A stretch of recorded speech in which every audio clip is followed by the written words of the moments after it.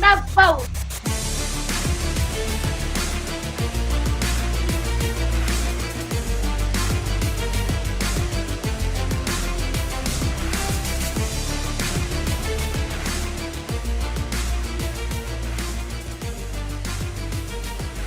Court is in session with Ryan in Sacktown on If You Don't Like That.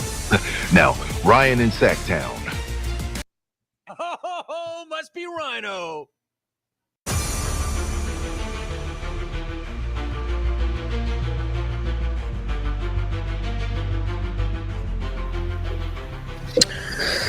Holy moly, Jim Bob Boley. Was it a weekend of sports? Not just in Sacramento, a history-setting weekend here in Sacramento. A precedent-setting weekend here in Sacramento.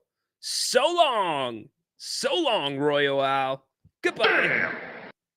You are not needed here. You are on your way to Kansas City. Good job, Kings fans. I say it again.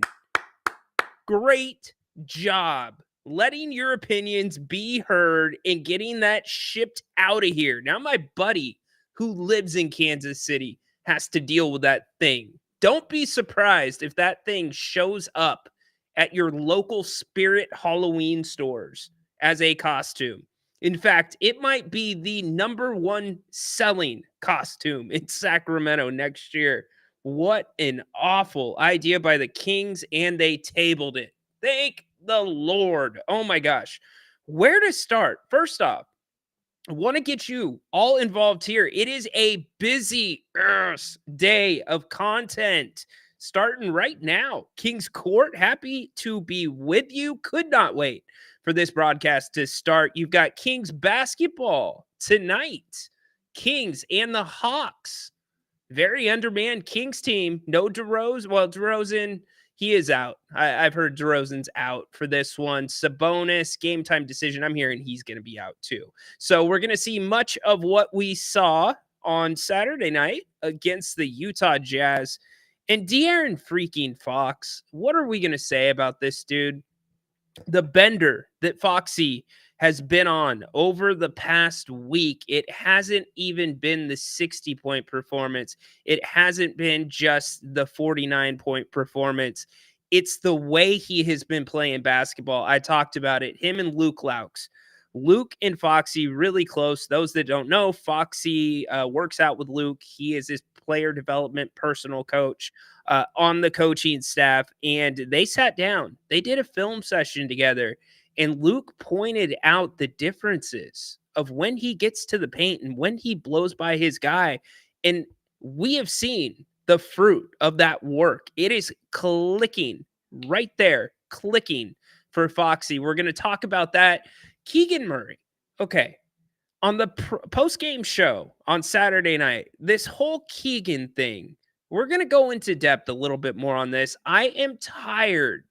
And I know you guys are going to say, Rhino, you're protecting Keegan. You're a homer, man. No, I'm not a homer for Keegan. But can y'all take a step back? Do you realize the ball going through the basket is one part of basketball? Do you know what the Kings' defensive rating would be without Keegan Murray? And it's kind of stupid that Fox and these other guys have to ask or answer questions about Keegan. They're all looking like, dude's playing so good. Like, are you not looking at the big picture? If you're worried about his three ball, if you're worried about his offense, don't be. It's going to come around. And anyways, I'm not going to get into my take there. Hey, how about also the Tyson Paul fight? I'm not going to spend too much time on the fight. I know a lot of you watched it, but I do have a couple of thoughts.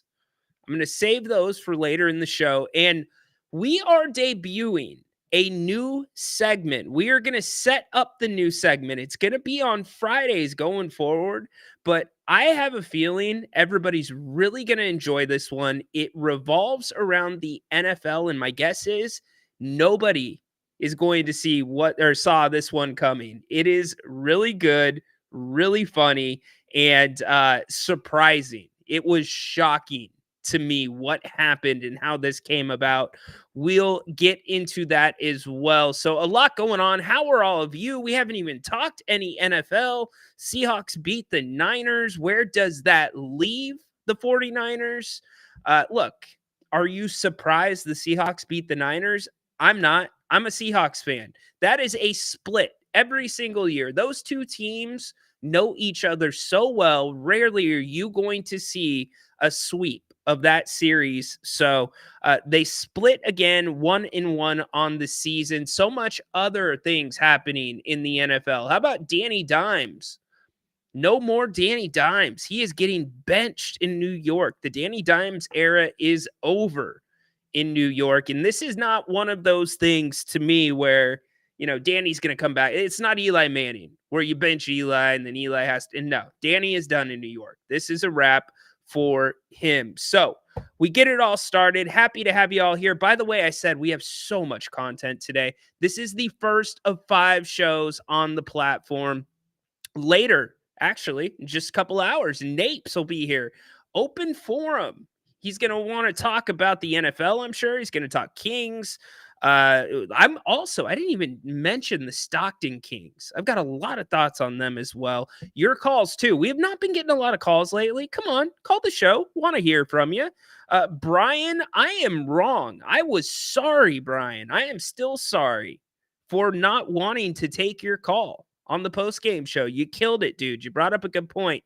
Open forum, 4 p.m. with Grant. Looking forward to that. And we've got all the other game day coverage for the Kings and the Hawks tonight, beginning with the pregame show, 6:15. So, by the way, don't forget, we're brought to you by Bennett's. Did you get there this weekend? Did you make it out for brunch?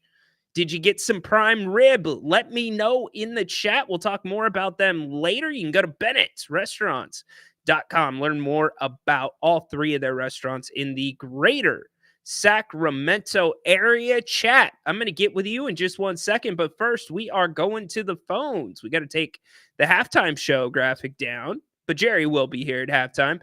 Let's kick it to the phones. My man Corn Dog. Hey, Corn Dog, you've got an imposter, dude. Did you know that? Oh, I bet. Oh, I bet. Listen to you. Yeah, I'm freaking Corn Dog. Of course I have imposters. What's up, dude? How are you doing? Happy Monday. Oh, man. Lot to talk about, but I'm not a 49er fan, but I'm looking at this and I'm not seeing them making the playoffs unless they win the division.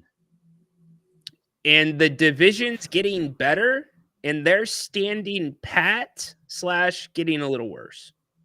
Yeah, I don't see a wild card spot available with the Vikings, Packers, Commanders / Eagles, Lions just looking like fantastic teams this year. Yeah, how about the Lions? 52? They put up 52? Come on. And then last night, Sunday Night Football, different conference, but what about the Chargers and the Bengals? That ended up being a damn good game. Well, Harbaugh's the guy, man. I mean, he's won everywhere he went. I don't know why people are shocked about this. I mean, Stanford, 49ers, Michigan, now Chargers. Now Chargers, yep.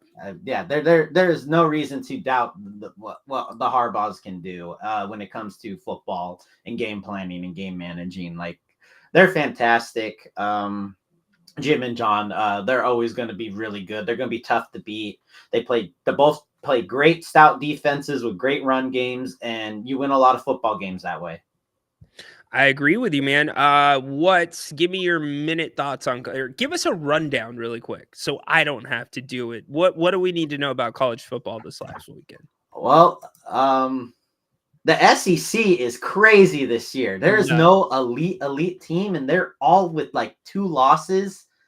And there's one more, the end of the year game with Texas going at Texas A&M. If A&M wins that, there will be 6 teams with 2 losses, and that is the final point for the chaos scenario and those tiebreakers. That would be insane.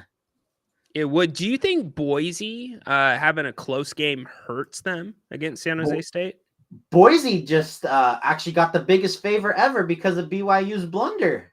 Yeah, BYU, man. They were The clicking. Big 12 might be the one that's not getting the bye, and Boise, because it's the 4 highest conference champions that get the bye, and BYU, when what it's looking at, the Big 12 champ will be below Boise State, and that means Boise State gets the 4 seed, and the Big 12 champ might be at that 12 spot.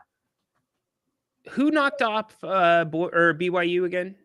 They lost to Kansas. Kansas was a Kansas, that's preseason right. favorite for a lot of people for the Big 12. They just lost a lot of close games, but they have a chance to make some turmoil happen because they're fighting for bowl eligibility, and they have a Colorado this week too. They might be able to knock Colorado off this week. They might be able to knock off 2 teams back to back to back. And Yeah. you know what?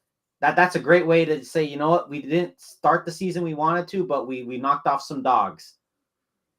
Yeah, and remember UNLV knocked off Kansas earlier this season too, so it speaks a little bit to the Mountain West. The How Sun about that? Devils, the Sun Devils have been clicking. Dude, that is man, that program is so up and down. When it's good, it's good. When it's bad, it's bad. But ASU, what a beautiful place to go to school. They got pretty much a playoff matchup versus BYU at home this week. That's pretty much, implications on who's going to the Big 12 title or not. We got another big one. Obviously, the big noon kickoff for Fox is Indiana Hoosiers at Ohio State. That is another top 5 matchup that we've had this year. Crazy that Ohio State's already played 3 top 5 matchups. I know. And if Michigan was good this year, they probably would end up with 4. That's crazy how daunting their schedule is. Hey, look, the bottom line is the 12-team playoff makes college football so much more interesting because you quit paying attention, usually, unless it was a big school. You'd quit paying attention to any team with a loss. Like, the season's over. All right, what's the next interesting matchup, right? Yeah, I mean, Arizona State, BYU now became a marquee matchup for this. Yep. Those schools are never in that conversation. Another marquee matchup is actually the Army Notre Dame game. Yeah, that is a huge one because Notre Dame can't lose that one, and Army would love to win that one. Yep, I agree with you. John says Buffaloes. Yeah, CU, they have been a big surprise this year. Travis Hunter, I'm not sold. He's the favorite, but I'm not sold that Genty can't get that away from him. I'm not sold on it too, but you know what? I'm happy if it goes either way. I will not be upset. I won't be 100%. Upset either way. Great point. Yeah, that it's fine. We have 2 very deserving candidates. I'm glad they're not quarterbacks. I'm sick of quarterbacks always winning MVPs or Heisman awards. It was great. Devontae Smith won one. It's been a while since a running back won one. I believe Derrick Henry was the last. And honestly, a wide receiver obviously would be Devontae Smith and Travis Hunter, or cornerback if you want to go all the way back to Charles Woodson. Charles Woodson, yeah. Crazy times. Dude, who you got tonight? You think the Kings are going to pull through? Kings will pull through if Fox pulls out another almost 50-point game or in that ballpark. And honestly, he has the ability to against this Hawks team. They're not very defensive heavy with Trae Young, so I think he could end up in a shootout there. All I know is they better adjust that defense. If I see that same defensive game plan, I'm gonna lose my marbles. Yeah, it's rough. I'm glad Fox can still put buckets up. He's playing for that contract. So far, A+ from him. But there's a lot of question marks around this bench without Monk. There's huge question marks. Keegan Murray's been great as our wing defender. DeRozan, he was healthy a lot in Chicago, but are we getting that Toronto DeRozan that gets that injury bug? He is older now, so we got to wait and see on that. But dude, he started the season. Started the season with 7 or 8 straight games with 20 or more. We're getting a pretty damn good version of DeRozan. Yeah, but availability now is now coming to a question. It's 2 games. I mean, we'll see. Yeah, you don't like the fact that it's a back. I am actually more concerned about Sabonis than DeRozan. Sabonis doesn't miss games, like traditionally. Avulsion fracture, misses Yeah. 1 game, So if he misses a second because of a back, he is going to be out, I believe, for the back. So, or Jamar's out, excuse me. So, anyways, dude, thanks for the call. I'm sure we'll be seeing from people are commenting, by the way, before I let you go, about your controller, whatever you want to call it, tower there. Oh yeah, I love that. So we were at where were we at? We were at lunch yesterday with my grandma, who is 99, still going strong. And we're talking about game consoles and how, my son has a cell phone now, so he's doing stuff there. And my mom goes, well, you had a Game Boy. And I'm like, well, Nick had a PSP, because that's my brother. We have 11 years between us. And then my dad's like, oh, what was that one system? It was before Nintendo. And I was like, Atari? And he's like, yeah, Atari. I think that's it. He goes, I have a brand new one in the box below my bar. I'm like, dude, you're sitting on like a brand new car right there, if that thing is in box still. That depends if it's an actual original Atari or is it the new classic like minis that you can plug in. No, it is an old original Atari. Oh man, does that sound lovely? That oh right? Man, that thing's juicier than a steak to me right now. Right? So anyways, dude, appreciate you. Thanks for kicking us off. Yes, sir. Indeed. Corn Dog kicking us off. Hey, where are you at on your picks really quick before I let you go? Oh man. I'm not doing so hot. Okay. I've kind of I've hit some stumps. I did get 10 points this week. Not so far. Okay. Not too bad. I'm going to start asking everybody that is in the if you don't like that pick'em pool, put your points that you scored this week so far into the chat. I want to know what you guys scored. So good job, Corn Dog. Be well, dude. Later. Corn Dog kicking us off. The Clutch. Where is he at? He put it up. Good job by you. Yes, Fox, Western Conference Player of the Week. Not a huge surprise there. I thought the record might hurt them with the loss to Minnesota. It did not. How do you not give it back to him? Great stuff. Incredible stuff for De'Aaron. He is floating. Let's see. De'Aaron Fox about to take Trae Young for 40 plus. By the way, the Clutch Bros, if you guys don't know, they run a show live during the Kings games. Forgive me right now because I don't remember the platform name, but you can watch the game and have a group chat. They're on there on camera. Go check them out. They do good work during the games, but always come back to us at halftime, post game, pre-game, all that. Chat is rowdy today and popping. I love it. Yeah, Corn Dog, that's funny. Need to pre-tape Corn Dog. I agree with that, actually. What's up, Mr. Finch? Alfred, and I saw John put this, or BJ put this. What's up, Beach? You gonna talk about them Trump 2024 dancers? I mean, I really don't care about it. Now, I do care if the NFL steps in and bans that. I think that's a little bit of hypocrisy. I don't know. I think you're being a hypocrite if you step in and start saying you can't do a dance, especially when it's not like it's mainstream that's Trump's dance. That's targeted to the social media audience. That's targeted to the younger audience. I don't know. I mean, this is not a political show, but the NFL already does so much, right? To have social initiatives. The NBA, they had no games on election night, so you could get out and vote. NFL reminded you to go get out and vote. So I have a problem with it if they ban it. I really do. And that's not saying I'm Trump, dude, so don't take it there. I just have a problem with it. Just like I would say the same if they banned another politician's dance. Now, if we're talking about somebody that has done awful.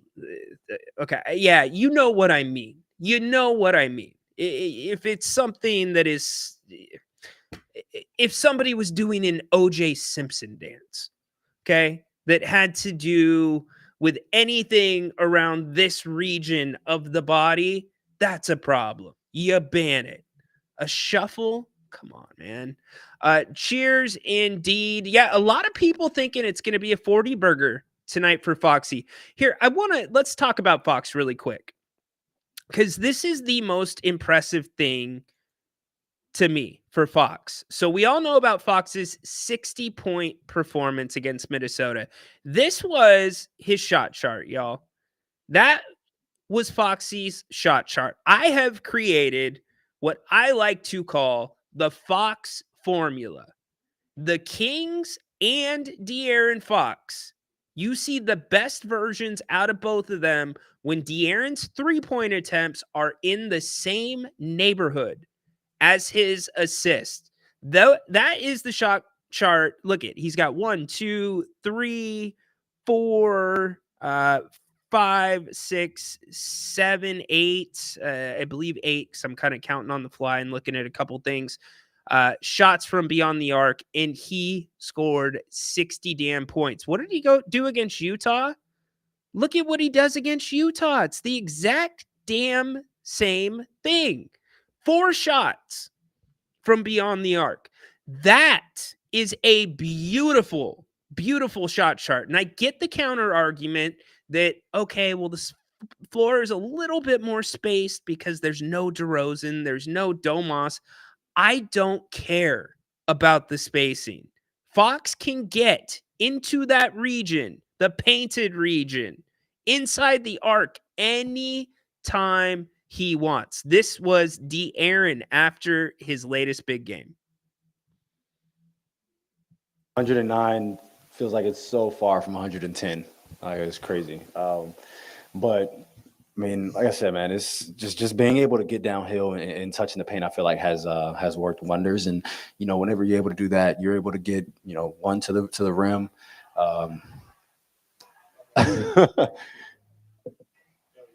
You're able to, 1, get to the rim, 2, get to the free throw line, and 3, you're able to still create for teammates. So, like I said before, man, just trying to have a point of emphasis on that. I mean, I didn't even shoot a 3 in the second half, and just being able to touch the paint. You just tweeted out. Bingo. You don't need to shoot the 3 if you're De'Aaron. To me, and I'm not completely putting it on De'Aaron. In fact, I go the other way. I kind of put it on Coach Brown, because him in the media, and if he's doing it in the media, he's definitely doing it with the team, saying, if you got to look, let it fly, let it fly, let it fly. Not with De'Aaron Fox. I'm sorry. I get that he's a decent three-point shooter. I get that percentage is pretty darn good over his career, especially the last 2 years. But I don't care if that percentage was 77%. There is nothing more valuable to this team than De'Aaron Fox getting to the paint. What you get from him getting inside the paint is far, far more valuable than the extra point that you get from beyond the arc when he shoots a 3.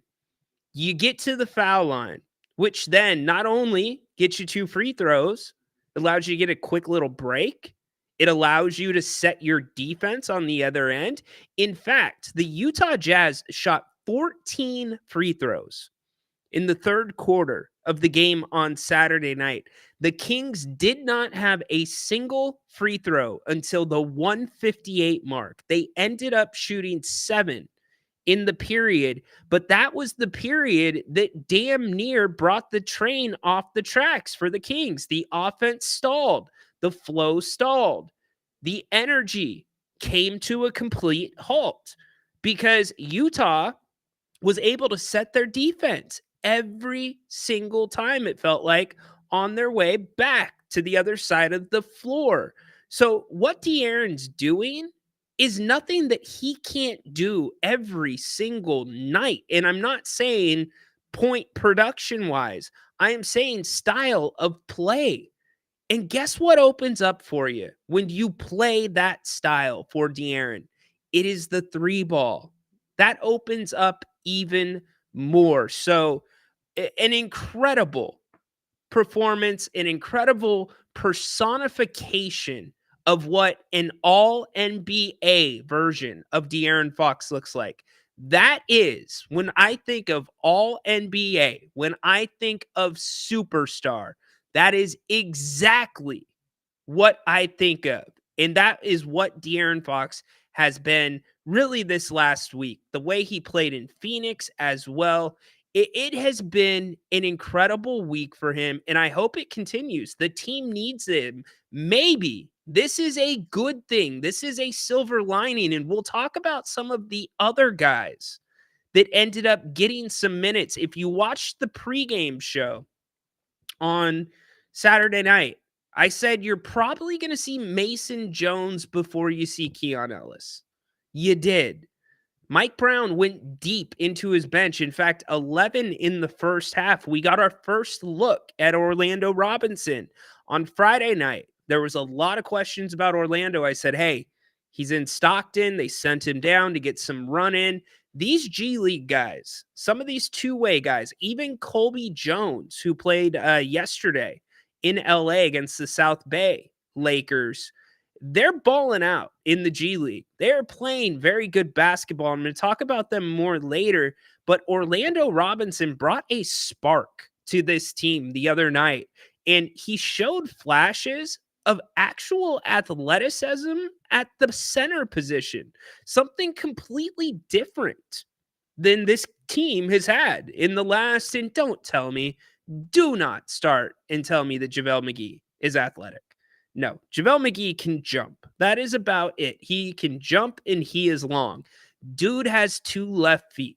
That's why he was the MVP of Shaqtin' a Fool for how many years? 4, 5, 6 years. And I appreciate JaVale McGee. I appreciate his mindset. I appreciate what he brought mentally to the team. I appreciate what he did on the floor for the team during his time here in Sacramento. But Orlando Robinson's a little bit of a different cat. Dude can shoot it from beyond the 3-point line. Now, one thing that was extremely noticeable to not just me, and I'm sure all of you, was Orlando was out of place many times when the Kings went into sets. He was a little bit robotic. If you watched him go to set screens, and he was playing to get to spots. And that is no surprise whatsoever because dude has not played with the main roster. He sprained his MCL like 3 or 4 days into training camp. Mike Brown finally put him out there with the guys. Yes, Orlando was traveling with the team. He was doing shoot-arounds, but when you're on a road trip, you are not practicing. You're getting shots up, you're doing walkthroughs, you're getting treatment, and you're going through the game plan. That's it. It is not anything like a practice when you have a couple of off days, which the Kings will have after tonight. So the fact that Orlando played as well as he did, the energy, how about the grittiness? Dude's got a little bit of prick to him. And that's exactly what this team needs. How many times did we hear over the offseason, oh, this team needs a bulldog, right? This team just needs one of those guys that sets the tone. And Trey Lyles actually got pretty damn chippy against Utah, which I appreciated and enjoyed.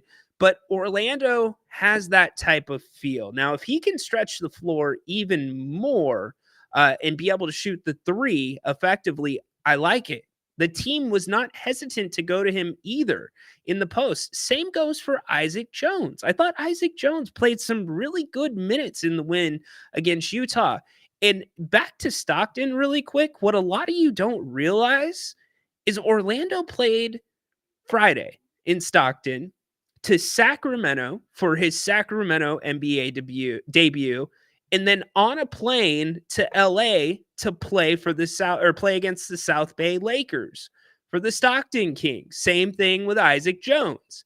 These dudes are grinding. Colby Jones, he made the trip to LA. Colby ended up having 25, and he made some very impressive and athletic plays in that game against the South Bay Lakers. Mason Jones, same thing. Mason got down there. The more run, the better for these guys. This is that piece of the pie that I always talk about that is called player development.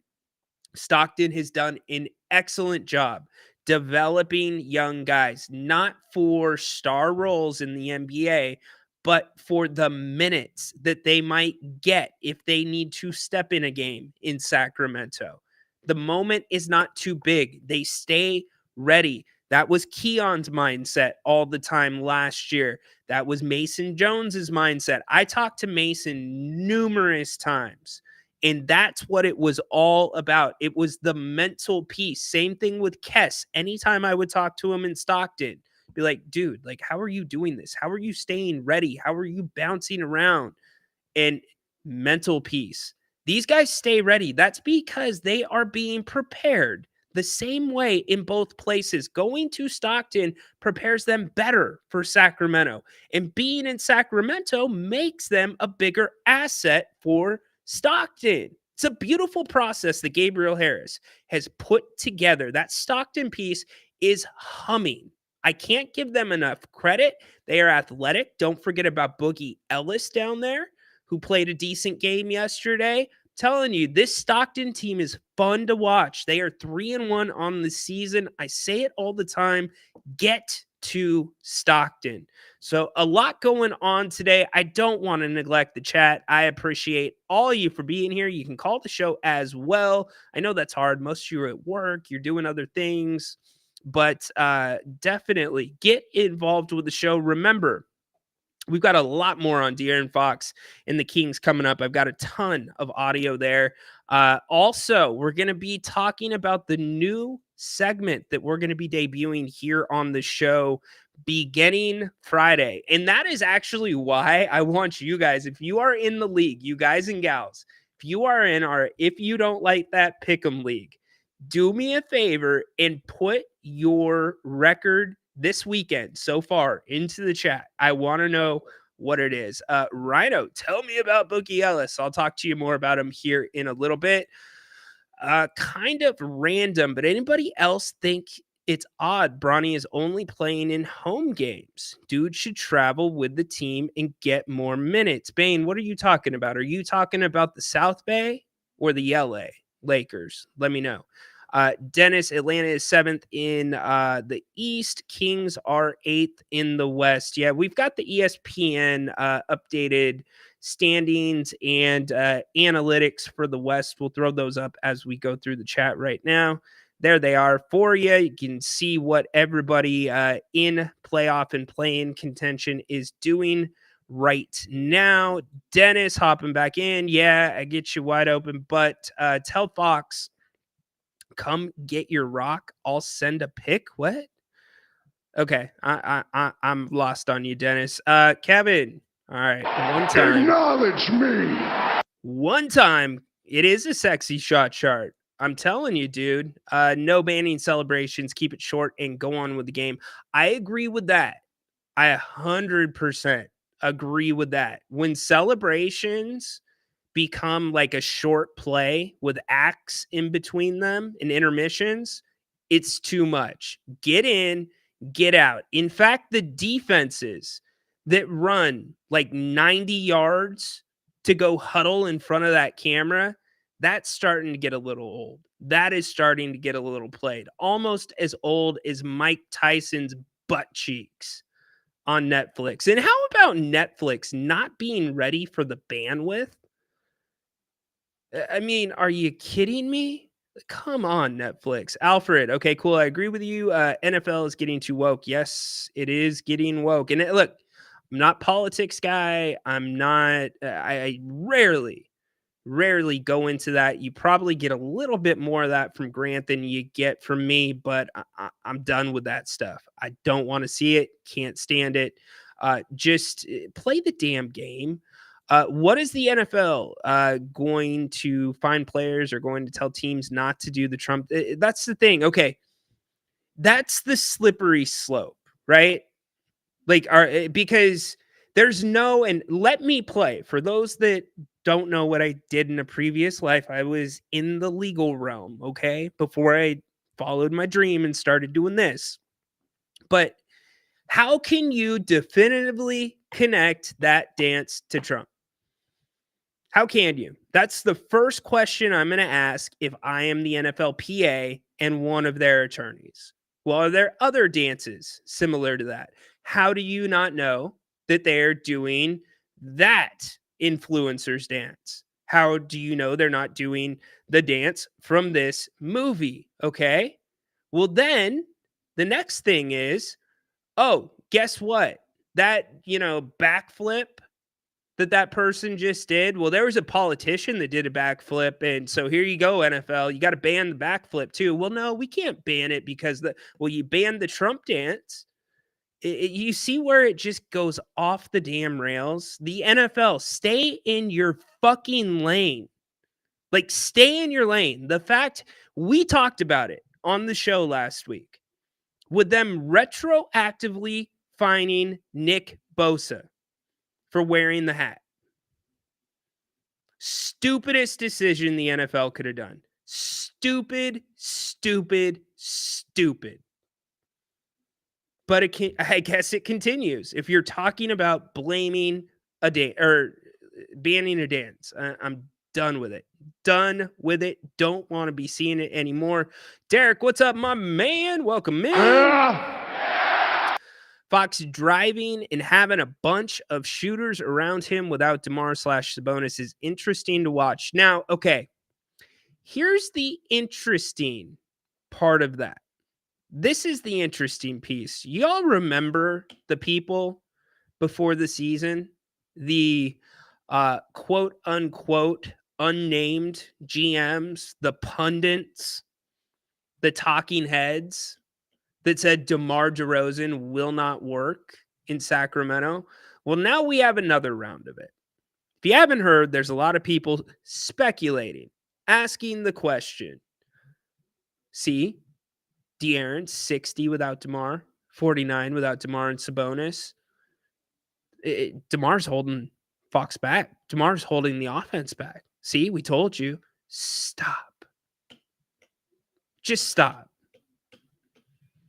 You realize that the difference between De'Aaron Fox in the last two games was the decision not to settle for the three-pointer. That was a decision. There is nothing DeMar DeRozan is doing to keep Fox from driving to the lane. Nothing whatsoever.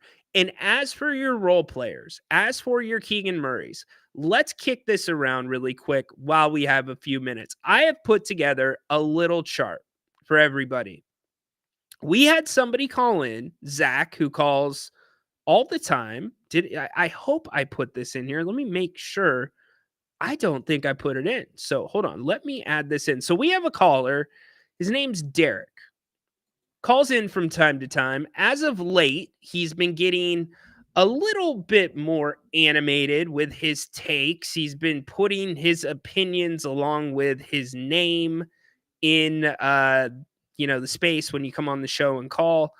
Well, anyways, he went to the lengths to look up in the last 15 years how many guys have been failures and busts after they had an excellent rookie year. So he called the show with it the other day, and he's like, yo, what about Tyreek Evans? What about this person? What about that person? And I did the math, and I'm like, my man, that is 3 players out of 6,750 during the 15-year time that you are talking about. And I guess for me, as I get this up here right now, sorry for not being prepared with it. For me, as I look at what Keegan Murray has done over the last 3 years, the start of his career, compared to De'Aaron's first 3 seasons, let's look at games played. Games played, right? And really, the top one, 14. It's kind of hard because Keegan's only in the start of his 3rd year. I could have just gone first 2 years, but you get my point. So let's look at the first 2 years then. 73 games for Fox year 1, 80 for Keegan year 1, 81 For Foxy, year two, pretty good. Keegan, 77. He dealt with that finger injury. But what I want you to notice is the uptick. The uptick in what Keegan is doing across the board. Some might argue, and I didn't go full stat share here, I'll do it on another show. Some could argue that Keegan's growth through his first 2 years was better than De'Aaron's. But yet a lot of these Sacramento Kings fans, like Zach, who say trade Keegan, get him out of here, he's trash. I forget what his little name was, something about put him in the swamp. I don't know. What they're failing to look at is the bigger picture of what things look like if you do not have Keegan Murray. First off, do you realize that teams are guarding Keegan Murray completely different than they guarded him his rookie year? His rookie year, he was strictly a catch and shoot player. Coach Brown talked about this a little bit the other night. Here's what he had to say. You know, he's hitting his prime. You know, oh, that's about to hear. Sorry about that. This should be about Keegan. You know, when you have a guy that can score at 3 levels, it's the best of all worlds. Nope, that's Fox. This should be Keegan. I got to work on getting these cuts right, y'all. You know, he's a very, very good shooter. The one thing that everybody has to remember, his rookie year, he was strictly a catch and shoot guy. So he didn't have to think much. And then on top of that, we didn't always put him on the best perimeter player. Now he's got Markin. He's got Book. He's got somebody of that caliber every single night.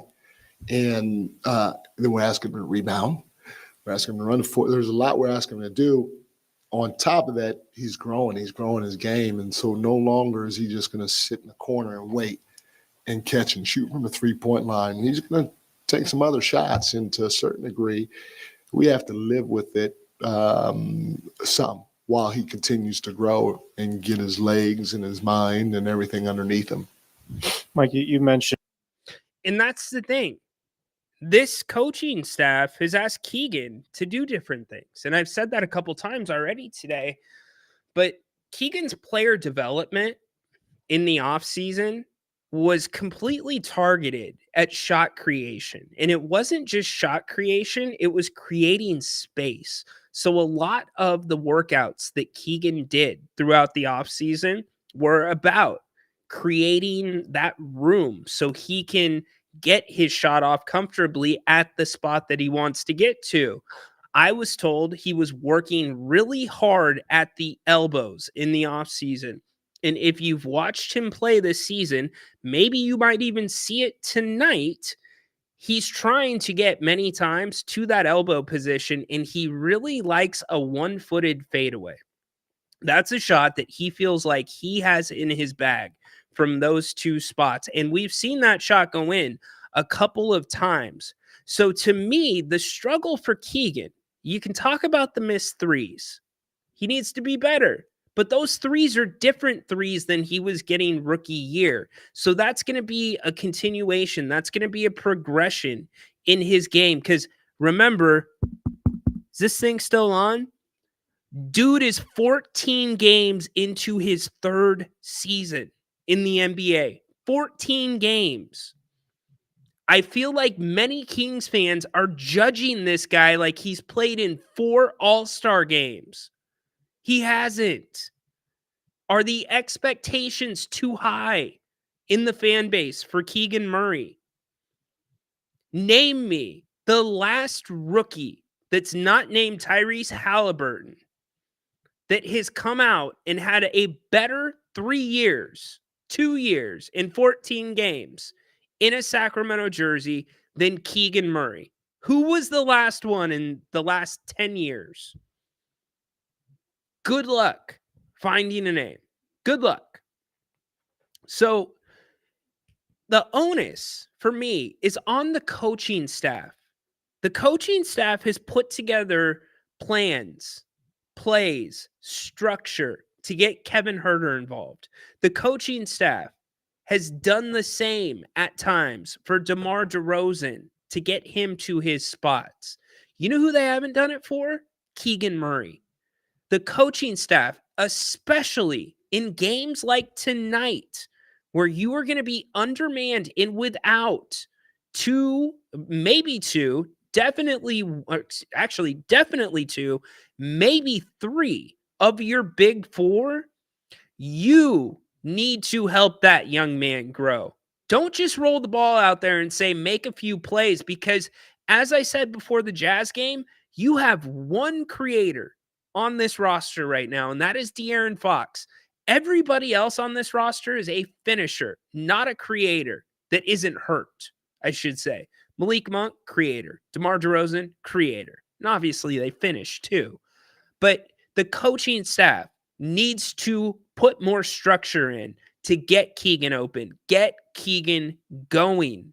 Not going to talk about the rhythm and the flow. I've made that point so many times over the last couple weeks. And look at how much different this team is playing when the ball moves more. With Fox, it wasn't always on Fox. Monk is a big culprit of this too as well, especially into the second halves of games. But when you make the extra pass, when you go to the hoop, it opens things up for everybody else. Other people touch the ball more. And look at Trey Lyles. Trey Lyles is now playing pretty well. Trey Lyles probably had his best game in the last season in 14 games last night or 2 nights ago against the Jazz. So you got to do the same thing for Keegan Murray. And you've got to look at the big picture, in my opinion, when it comes to the young man. I mean, dude is taking the most difficult player on the other team on a nightly basis. You do not beat the Phoenix Suns the other night without the defense that Keegan Murray played on Devin Booker. You don't. What about the offensive rebounds? I can personally tell you, I know the coaches are tracking the crash zones and who is crashing the most. There is not a player on that roster, and I've heard this from multiple people inside the building, either on or around the coaching staff, that have not said or have basically said, how do I put this? I want to paraphrase it because I'm not quoting anybody. You ask Keegan to do something, and he does it. He is the most coachable person on that team. Keegan is leading this team in the crash zone areas. He is the one that is mostly creating tips that lead to offensive rebounds. His crash zone percentage is the highest out of all of the Sacramento Kings. Now, Trey Lyles is getting a hell of a lot better. He's been more athletic with it. He has been more active with it. But Keegan's the dude. When the coaches ask for something, there is never a question of whether Keegan is going to be in the right spot or in the wrong spot. He's always there. So look past the three. We got to look past the three a little bit more with him. Damn, this show's flying by. We only got about 40 minutes left. MC, I appreciate you, brother. I hope you're well. Always appreciate when MC comes in. And yeah, I'll say it for you. Give us a thumbs up if you don't mind. We would appreciate it. Don't forget, this is the first of 5 shows tonight here on the channel. Later this afternoon, Napes will be back 4 o'clock. Open forum. Taking your questions, calls, getting us ready for Monday Night Football, getting ready for the Kings and the Hawks tonight. And then pregame, 6:15, halftime, intermission, Jerry Reynolds. And then postgame, we are right back here all night long, 5 shows for you, including this one. Hopefully you are subscribed and you join us later tonight. It is going to be a fun night. Hopefully the Kings can get this win. It'd be nice to go into a little break with the win in their belts and let those guys get healthy. So again, the big question tonight is what's going to happen with the Kings and the depth. How are they going to play Atlanta? Because Atlanta is a much different matchup, much different than the Utah Jazz. So I think there is a route with what you're going to do with your rotation if you're Coach Brown, but it's going to include buffet style. You're going to be doing a lot of what you did against Utah with that rotation. No DeMar DeRozan in this one. Sabonis is a game time decision. What I'm hearing is it's not very optimistic. ESPN has it as a game time decision, so I will officially go off that. But I'm hearing that it's probably unlikely that he's going to play. If you're hearing different, put it in the chat. I would appreciate seeing that. Also, despite whether those guys play tonight or whether it is the same unit the Kings roll out, Bennett's will still be here for you. Go check them out today if you want. Happy hour, 2 to 6 o'clock. Their sips and tastes. 3 locations in the greater Sacramento area. The West Side Grill's their newest in Rockland, and the Blue Oaks Town Center. I love the West Side Grill. It is beautiful. Did you make it out for brunch? You got to go try their weekend brunch. It is one of our family's favorite things to go do at Bennett's. Not a brunch person? Not a problem. They also have prime cuts of seafood and steak. They've got great specials throughout the week besides happy hour tonight. Monday night, wine and dine, 2 entrees and a bottle of wine, $70. Hell, if they threw in the Uber ride too, you are set. Look at that. But also weekend prime rib, Friday, Saturday, Sunday.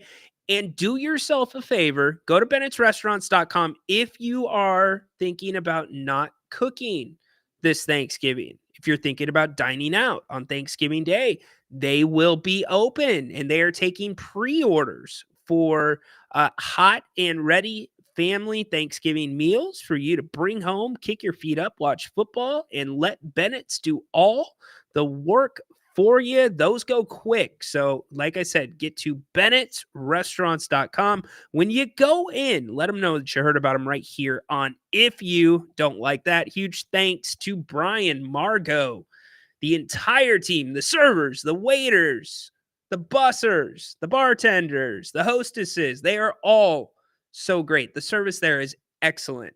We appreciate each and one of them, and all of them sponsoring today's episode of the King's Court. All right, we've got about 35 minutes left in the show. I've been teasing this new segment that we're going to do. So I have not seen too many records put in here. If you are in our league, let me know what your record was this week in the Fantasy Football Pick'em League.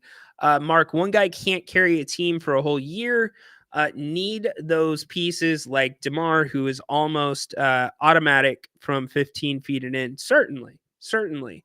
But one guy out of the 3 that you have, maybe 4 if you include Malik in that conversation, it's good to know that they can carry you through a hard time. It's not like it's a secret what De'Aaron Fox is going to do, but he's still, these last 2 games, it's been the most impressive feat that I have seen by a Sacramento King in my lifetime. In fact, Jerry Reynolds said the exact same thing on the halftime show on Saturday night. Incredible stuff by De'Aaron. I'm so happy for him too. I'm so happy because De'Aaron takes so much. And look, I'll be honest, I have probably been a little harder on De'Aaron than most. And it's not because of his skill set. It was because of his decision making. I was hard on him for the 3 ball last year. I thought it was way too much. And I get the Kings played from behind a lot, and so you had to make up points, and the 3's the way to do that in most games. But I'm hard on the people, and it's cliche, that you have the highest hopes for, that there's a better version of. And this version that we saw of De'Aaron the last 2 nights, again, if you didn't see the shot charts that I put up, it is a drastic difference from last year, even from earlier this season. This is what De'Aaron did in his 60-point game against Minnesota. Wish it would have been a win. It wasn't, but that's what he did against Minnesota. That is balanced. Here's what he did against Utah, 49 points. Even better, 49 points without shooting a ton of threes. That's not the De'Aaron that we had been talking about before. That is the balanced De'Aaron Fox that can be an all-NBA guy. Period. End of story. This is his stat line against Utah. 16 of 30 from the field, 3 of 4 from beyond the arc, 14 of 19 from the free throw line. 4 turnovers, fine with it because of the burn rate. 9 assists. So again, my formula that I am calling it, the Fox formula, 3-point attempts should be in the same neighborhood as assists. If they are, the Kings are going to win more ball games than they lose. And De'Aaron Fox will be a big reason for that. All right.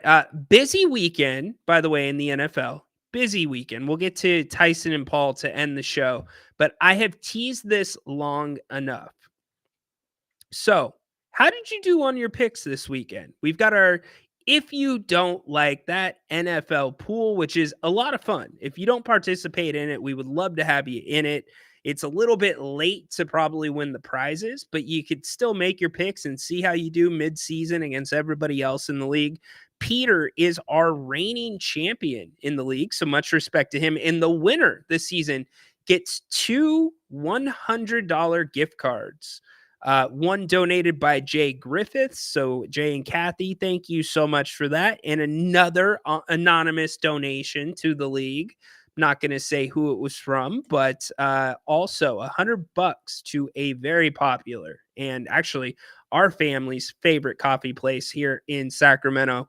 That's what the winner gets. So, I'm having a marginal season. I've had a couple of weeks that have been pretty good, right?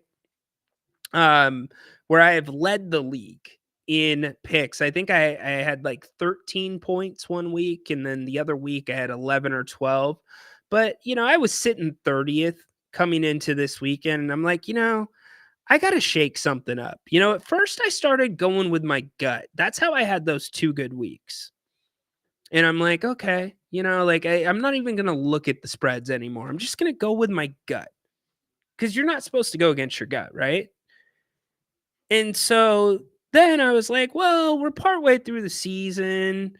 Let's have some fun with it. What could I do to have some fun with it? And by the way, let me run down the standings really quick to give some love to those that are at the top of the league right now. Maximus. And by the way, just so you know, if you are picking anywhere in the realm between 49 and 50, 60%, you're doing really well. The Vegas insiders that you buy your picks from, they're usually in the range of 64 to 69%. 69 is a little bit high against the spread. So Maximus 209 is leading the league right now, 97 and 66. They are picking 60% on the season. Then we have Latvia, Steve's a fan, JJ's picks, Baba Yaga. All right, Baba Yaga. Picks are usually lame. Paul, light it up. Pretty good team. H Mong Kid, Ray Guys, Hot Punts, and Dr. J. There you go. So that is the top end of the league right now. So this weekend I decided, you know what? Wouldn't it be funny if I let my son make my picks for me? Like, why not? Like, he could probably, like, what would it be? It wouldn't hurt anything. It's only 1 week of the NFL season. And just to give you a little background, my son does not like sports. Not sports kid. He is Pokemon kid. He's into anime, that kind of stuff, right? So you know what? This is what we did at about 8:30 yesterday morning. All right, Bubs, you're doing my picks. Packers or Bears? Packers. Jaguars or Lions? Lions. Vikings or Titans? Vikings. Raiders or Dolphins? Raiders. Rams or Patriots? Rams. Browns or Saints? Saints. Colts or Jets? Jets. Ravens or Steelers? Steelers. Falcons or Broncos? Falcons. Seahawks or Niners? Niners.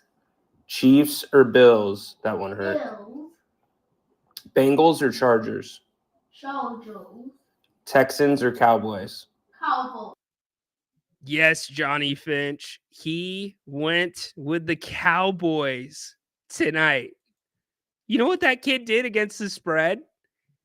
He went 7-6 ATS against the spread. He doesn't even know the names of these teams off the top of his head. He went 7-6 against the spread. And so then I'm thinking, holy crap, man, 7-6 against the spread? That's impressive. Why the hell am I giving Haunted Horse a Friday segment around here? Giving us, yeah, I know he took the Niners, right, BJ? That one stung because he knows good and well about the Seahawks. And he took the damn Niners.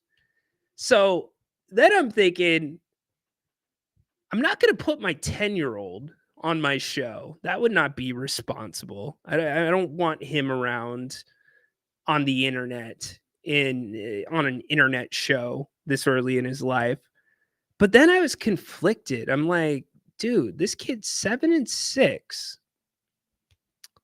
But I've got Haunted Horse on here who's like talking about these parlays and, you know, anytime Haunted gives us picks on games, it seems like they're wrong. And I could be wrong about that, actually, because I don't track his. But I know this, when I give my picks, especially upsets, they have been right more times than not. So I'm like, okay, well, how can we make this fun? How can we balance this out? So, ladies and gentlemen, going forward on Fridays, we are going to have horsing around with the NFL. Yes. Haunted Horse will be joining us on Fridays to give us his NFL picks for the week. Liam will not be joining us Friday, but we will have Liam's picks recorded and we will listen to them on Friday. And we are going to track who has a better record for the rest of the season. Horsing around, Horse versus Liam. Can Liam continue his hot start to the season? 7-6. So here's what we're going to do. Horse, this week will not count against you with Liam. That's not fair. Liam was just getting warmed up. But starting on Friday, we will have another round of audio picks from the man himself, my 10-year-old son, Liam. And we will have Haunted Horses picks, and we will track them for the rest of the season. Horsing around with the NFL. That is our new Friday segment. Can you believe the kid went 7-6? What if he hits on the Cowboys tonight and he goes 8-6? Like, are you kidding me? Again, this kid does not watch football. He couldn't name you 5 football teams. He could name you the Seahawks, right? He could name you the Seahawks. But this is what he did this you're week. doing my picks. Packers or Bears? Packers. Jaguars or Lions? Lions. Vikings or Titans? Vikings. Raiders or Dolphins? Raiders. Rams or Patriots? Rams. Browns or Saints? Saints. Colts or Jets? Jets. Ravens or Steelers? Steelers. Falcons or Broncos? Falcons. Seahawks or Niners? Niners. Chiefs or Bills? That one hurt. Bills.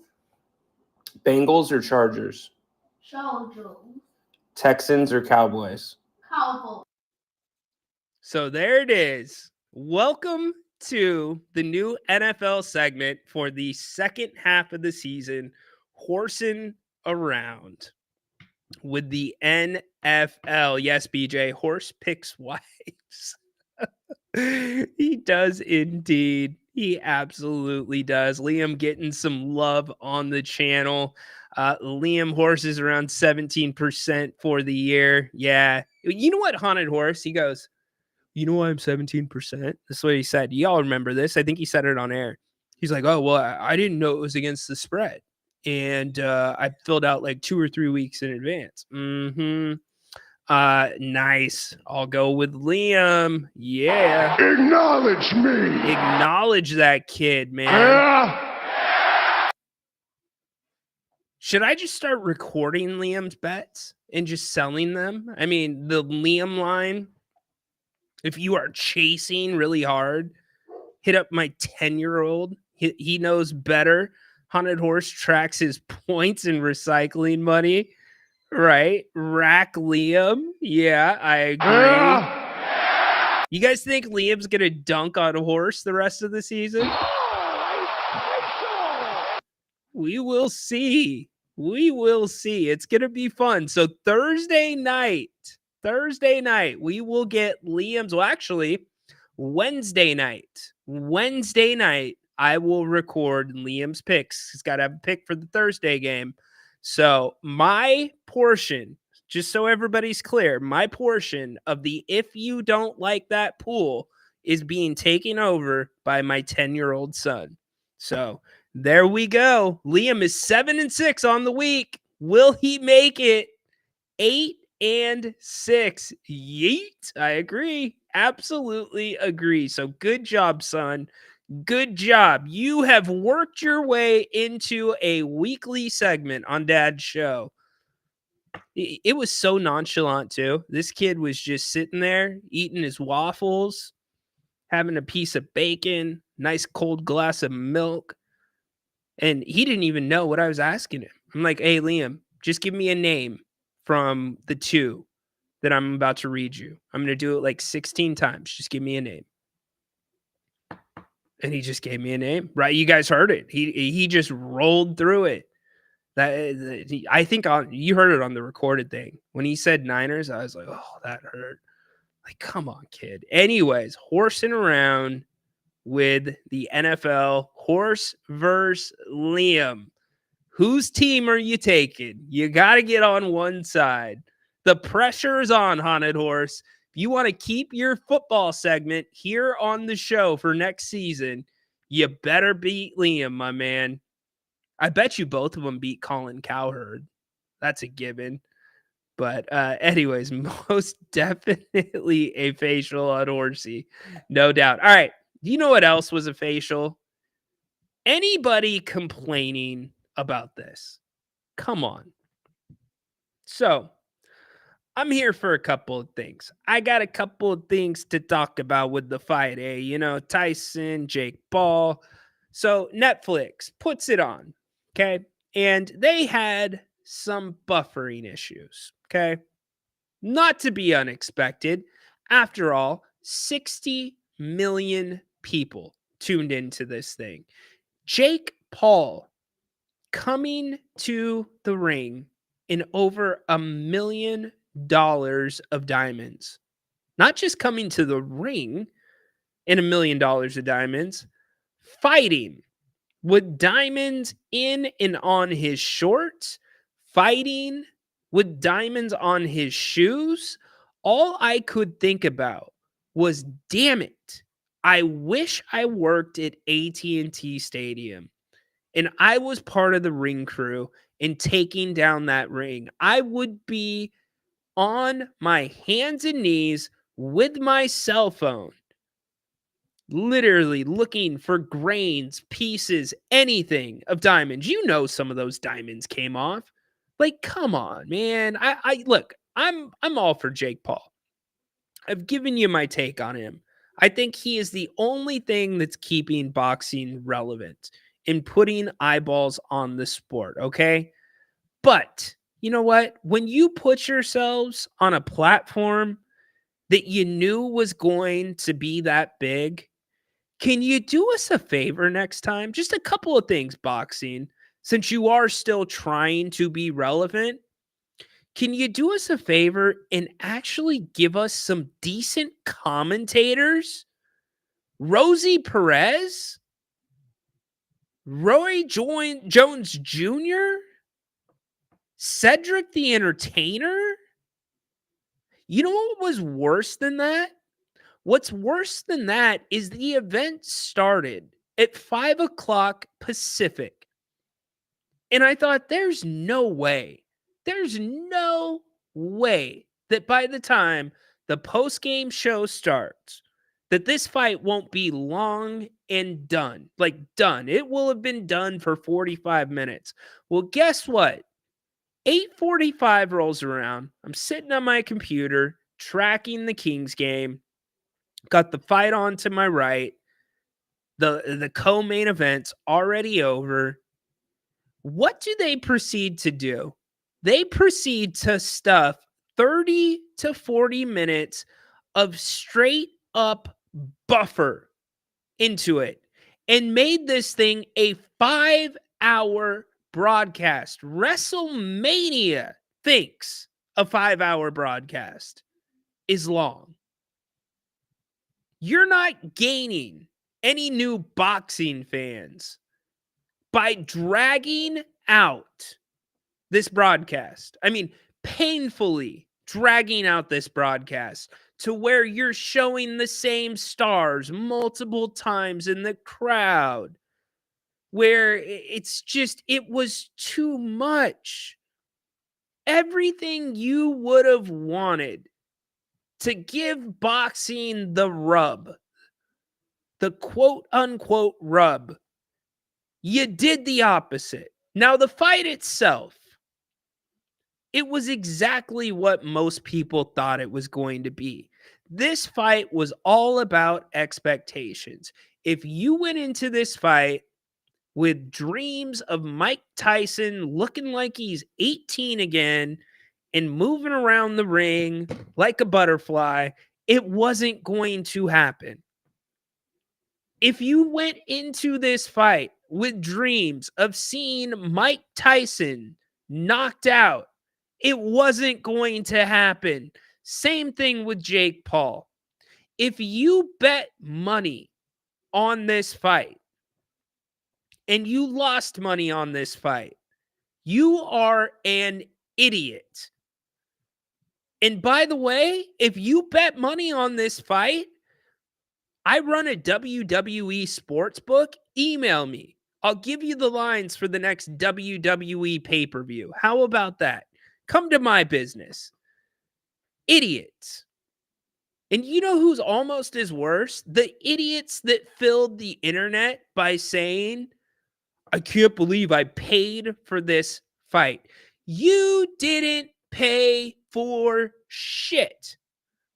You pay for a Netflix subscription that your kids probably use, that your wife probably uses, that you use. This was a free fight. So if you fall into those categories and you're complaining, shut up. The problem was not the event. The problem was you. I mean, get real. Did you hear the crowd booing in the 8th round where Jake Paul took it easy on Tyson? And arguably Jake Paul took it easy on Tyson most of the fight. Who went in there wanting to see Mike Tyson at 58 years old get hurt? Not me. I said it on this show and I was like, I almost walked it back a little bit after I said elder abuse, but no, like we didn't even want to see elder abuse. This was a spectacle. This was a fantasy booking. What was Jake Paul supposed to do? But people are booing not because of the respect Jake Paul showed to Mike Tyson. They were booing because of their bets. They had a knockout. They didn't have it going the length. And that's the new thing, apparently. I did watch the John Jones fight. Do you hear the UFC crowd at Madison Square Garden either booing or chanting and counting down to the 2:30 mark in the second round of fights or the third round in fights if it's a championship fight because of the bets? It's crazy. So I've just been perplexed by the reaction to all this, and it was what it was. You know, Jake Paul, whether you like him, whether you don't like him, it's good for boxing. There's no way it's bad for boxing. And if you're on that train that thought Logan Paul was a douche for, I'll like that'll happen, I'll knock you out or something. Whenever Tyson said he might want to fight him, guess what? That's promotion. Just like 1 + 1 = 2. Beef before a fight equals fight, which then equals love because there was never any real beef, just like the WWE. So I hope you enjoyed it.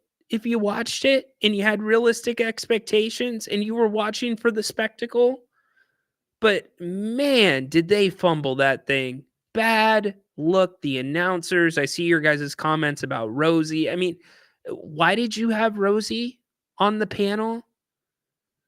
Because she's from the same area of New York as Mike? What? What are you at the dunk contest? Are you gonna have Woody Allen there? Like, I just didn't get some of it, and Netflix dragging it out. It was painful. It was incredibly painful to me. So, sucker born every minute. Mark, it was just silly, man. I'm just the reaction from the internet, the buffering. I get. I totally get that. And you know what this is, or what this was? This was as much about the fight as it was a test for Netflix to go back to the NFL and say, look, we just streamed to 60 million households and had no issues. Because obviously the NFL and Netflix, I should say, is trying to get in bed with the NFL. Now, you are not going to have anywhere near the amount of eyeballs on the Christmas Day game on Netflix that you had on this, but they were hoping, in my opinion, to say, we can handle your business, NFL. We could be part of it. But yeah, Jay hopping in, the John Jones fight was just as bad. Yeah, you're right. Stipe did not look great. Dude, that shot, though, to the ribs, that was brutal. That was a brutal shot. John Jones looked old, too. He did the Trump shimmy as well. Oh, by the way, I didn't bring this up at the top of the show. For those that did not hear, and I think this is great news, Inside, the NBA is moving to ESPN next year. They have come to an agreement, and I believe as also part of this agreement, it's gonna basically dismiss the lawsuit that was ongoing between Turner and, or I should say Time Warner and the NBA because of the miscommunication, the inability to match the offer, the ambiguity around some of the words in the previous contract. This seems like the middle ground. That lawsuit will probably go away, and it is a complete win for all of us that we are going to still get to have Inside the NBA beyond this year. That show is a gem. I love that show. I love the people on that show. I could not imagine an NBA without that show still around.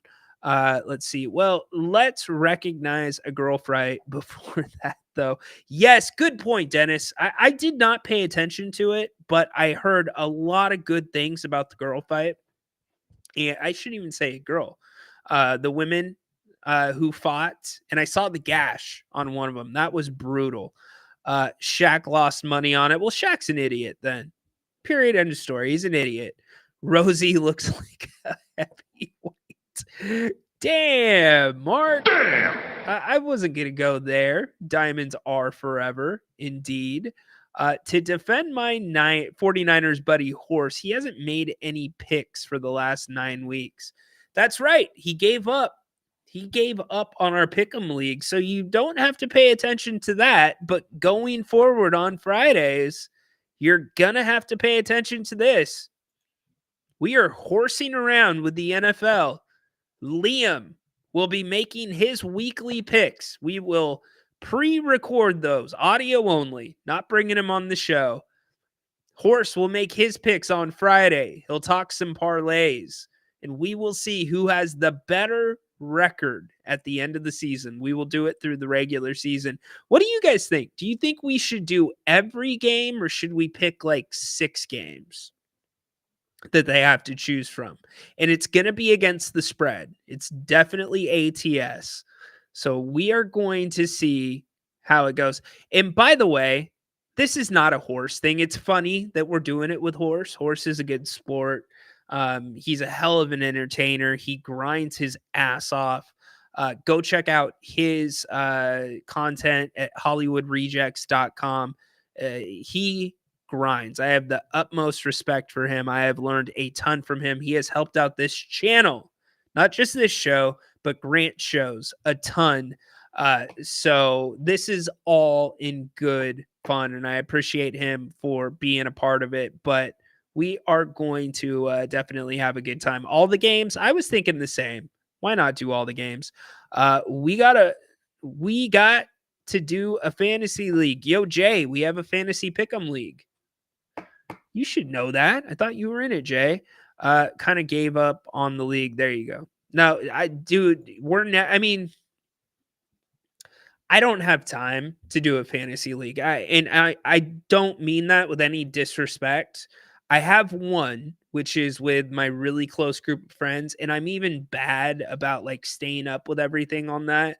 So if you had me in a fantasy league with any of you, I would be that guy that would probably like at the last minute do a drop because I didn't realize somebody had a bye week. Like, I don't want to bring your league down. But if you guys you guys and gals want to do a fantasy league, I'm more than happy to talk about it on the show. But y'all got to put it together. So you just let me know, and I will be around. And speaking of being around, we have got so much more planned for the day. Beginning in an hour, just over an hour and a half, Grant will be here doing open forum. Join him. A lot to talk about there. Grant was not a big fan of the fight. He had no interest in watching the fight, if you remember that from his show late last week. But he will be here 4 o'clock. A lot to talk about with the NFL. A ton to talk about. Also, Kings, Hawks, that coming up tonight. Speaking of Kings, Hawks, we've got full coverage, as we do every single game night, beginning with the pregame show, 6:15. We will dive much deeper into the Kings-Hawks matchup tonight, keys to the game, what the Hawks do well, what the Hawks don't do well. Updates on Domas. Remember, DeMar is out already for this one. I am not as worried about DeMar as I am worried about Domas. I anticipate Domas will not be available. ESPN has him listed as a game time decision. I'm hearing he's probably not going to play, but we'll see. That could change. Don't forget Jerry Reynolds with us at the half. Looking forward to that as well. And we wrap up the night with all of you and your phone calls right here on If You Don't Like That with the flagship of the channel, the post-game show.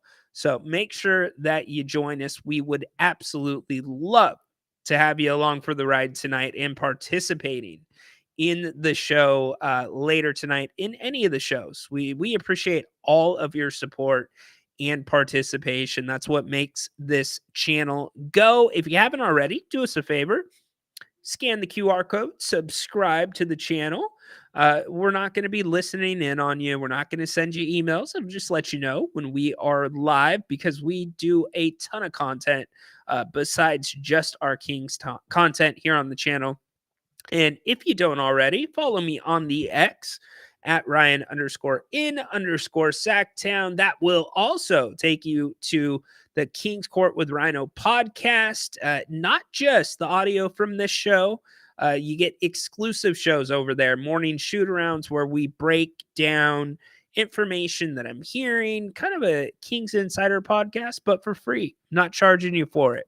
So check it out. I think you will really enjoy it. And thank you to everybody. I feel like I only got to like a 10th of everything that happened this weekend, but I'm glad everybody had a very good and safe weekend. Can't wait again for tonight.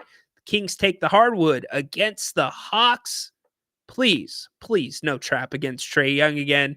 It is not needed. Expect the Kings to play a smorgasbord of players, and it worked out. I'm keeping my eye on Orlando Robinson again. I didn't hit Stockton as much as I wanted to, but those guys were playing well. Colby Jones, who's not been playing very good basketball here in Sacramento, and there's been a lot of disappointment around him this season. He went for 11 for 21 against the South Bay Lakers, 25 points there. Scal gave you 14. His half hook is looking so good right now. Isaac Jones pours in 22. You get 22 from Mason Jones. Boogie Ellis returns back to LA, pours in 12. I know he had a lot of interaction with the fans down there. That was really cool. Bronny played in that game. Bronny had a play or two that looked pretty darn good. Terry Taylor also gives you 11. Dexter Dennis 11. So yeah, the Stockton Kings 3-1 so far in the season, really clicking well. Get down to Stockton. Go check them out when they're at home. You will not be disappointed. Great job by Quentin Richardson, Gabe Harris, and the rest of the Stockton organization. So, all right, y'all, come back at 4 o'clock. Grant will be here taking your calls and talking whatever you want to talk. Have your questions ready for him. So I'm with you, Ryan. Who has time, right? We can win, but we shouldn't be the favorites. Yeah, the Kings are the favorites. I believe the last time I saw 6.5. Now it's 5.5. So, yeah, it's a little bit steep. They were the favorites against Utah, too. I think it was a bigger spread. But anyways, regardless, Grant's here at 4 o'clock. Make sure you join him. I appreciate all of you coming today. We will be back tomorrow at 1 p.m. Also, beginning next week, we are going back to the 2 o'clock time slot. It's where we're usually at. We've been doing one as of late, but through this week, we will be here at 1 o'clock tomorrow, Thursday and Friday. Make it a great one. Go Kings. Light the damn beam. We've got you covered all night tonight, beginning with Grant in just about an hour and a half. Light the damn beam. Court is, stay away from Levine too. Court is dismissed.